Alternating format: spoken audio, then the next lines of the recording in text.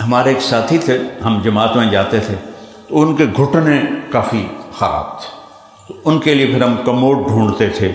ان کو بٹھانے کے لیے۔ اب دیہاتوں میں جماعت جاتی تھی، وہاں کوئی ایسے کموڈ تو ہوتے نہیں تھے، تو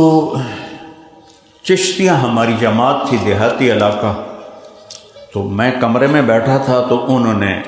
ایک ساتھی سے کہا بودلا میں نے اندر لے جا ٹوائلٹ، وہ ذرا اونچا تھا، لے گئے ان کو ایسے اینگل صحیح کر کے کھڑا کر کے کہا ہوں بہ جا۔ وہ جو اوپر شیٹ کے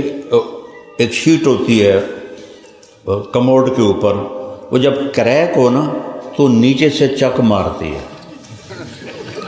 وہ اتنا خوفناک چک ہوتا ہے کہ آدمی کو پیشاب بھول جاتا ہے۔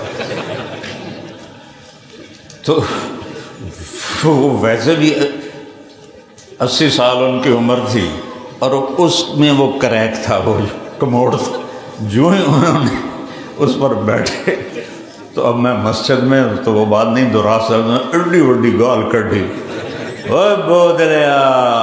او کی کیتا ہی میرے نال، اندر سے صاف گالی بھی نکالی۔ میں باہر بیٹھا سن رہا تھا سر، جب وہ نکلے وہ چادر باندھے تھے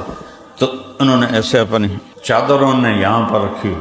مجھ سے کہنے لگے مولوی جی، مجھے مولوی جی کہتے، مولوی جی اللہ سائیں مینو جنت کچھ نہ دے، صرف ہگن تے موترن دی چھٹی دے، مینو کچھ نہیں چاہیے۔